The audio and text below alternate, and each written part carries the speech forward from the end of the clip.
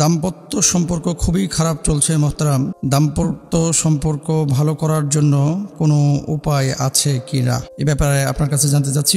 শুধু আমার স্বামী আমাকে সন্দেহ করে এবং আমাকে মোটেও কেয়ার করে না। আচ্ছা, এই ধরনের প্রশ্নগুলো সাধারণত মেয়েদের পক্ষ থেকে বেশি আসে। এই প্রশ্নটি এসেছে বাংলাদেশ থেকে। এই বিষয়গুলো মেয়েদের পক্ষ থেকে আসলে বেশি আসে, আর ছেলেরা একটু চাপা স্বভাবের হয়তো এই জন্য এই প্রশ্নগুলো আসলে করতে চায় না। দাম্পত্য সম্পর্কের জন্য প্রথমত আল্লাহ সুবহানাহু ওয়া তাআলা কুরআনুল কারীমে কি বলেছেন আমরা একটু খেয়াল করি। সূরা রুম আয়াত নম্বর 21 আল্লাহ তাআলা বলছেন, ওমিন আয়াতিহি আন খালাকালাকুম মিন আনফুসিকুম আজওয়াজাল লিতাসকুনু ইলাইহা ওয়া জাআলা বাইনাকুম মাওয়াদ্দাতা ওয়া রাহমা ইন্না ফি যালিকা লাআয়াতিল লিকওমিন ইয়াতাফাক্কারুন।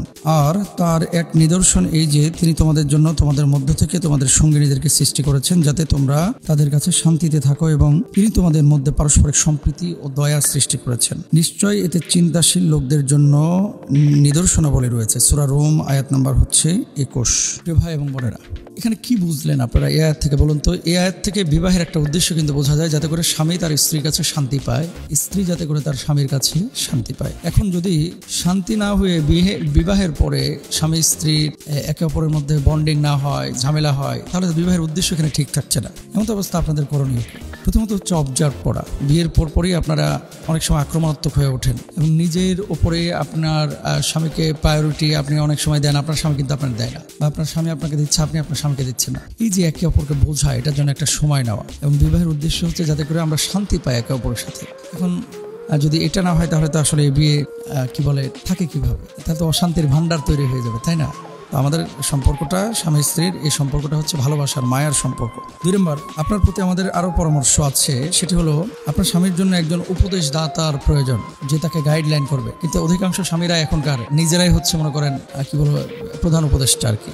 সে কাকে মানবে? একজন আলেমের সাথে তাল্লুকাত করেন, সম্পর্ক করান, একজন মুরব্বী যাকে সে মানে তার সাথে কথা বলেন ইনশাআল্লাহ। আপনার স্বামী নিশ্চয়ই একটা ফিতনার ভিতরে পড়েছে। রাসূল আকরাম সাল্লাল্লাহু আলাইহি ওয়াসাল্লামের হাদিস, মা তারাকতু বাদি ফিতনাতান আযাররু আলা রিজালি মিনান নিসা। পুরুষের জন্য স্ত্রী জাতি অপেক্ষা অধিকতর কোনো ক্ষতিকর ফিতনা আমি রেখে গেলাম না। অন্য নারীর প্রতি কোনো আসক্তি আছে কিনা, যদি থাকে, বা কোনো বাজে আচরণ আছে কিনা, নেশা টেশা করে কিনা, এগুলো থেকে বিরত রাখার চেষ্টা করবেন। আল্লাহর কাছে দোয়া করবেন, রব্বানা হাব লানা মিন আজওয়াজিনা ওয়া যুররিয়াতিনা কুররাতা আ'য়ুনি ওয়াজআলনা লিল মুত্তাকিনা ইমামা। বিশেষ করে শেষ রাত্রে তাহাজ্জুদের পরে দোয়াটা বেশি করবেন ইনশাআল্লাহ।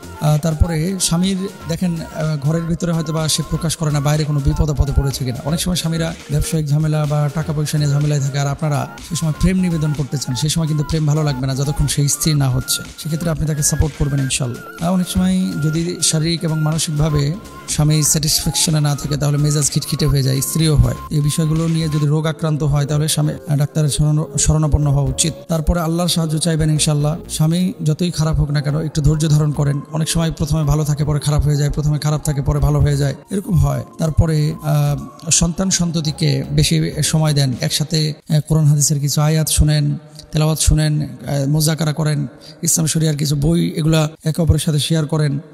তারপরে বসে আপনার বিভিন্ন হাদিসের কিতাব আছে, রিয়াদুস সালেহিন, তারপরে দোয়ার কিতাব আছে, হাসনুল মুসলিম, এই ধরনের কিতাবাদিগুলো পড়েন, আমল নিয়ে কথা বলেন, এবং দিন ফলো করলেই দেখবেন ইনশাআল্লাহ পরিবারটা শান্তি হয়ে যাবে। এরপরও না হলে তাহলে তো ইসলাম শরিয়া সেটাকে আর সংসার বলে না।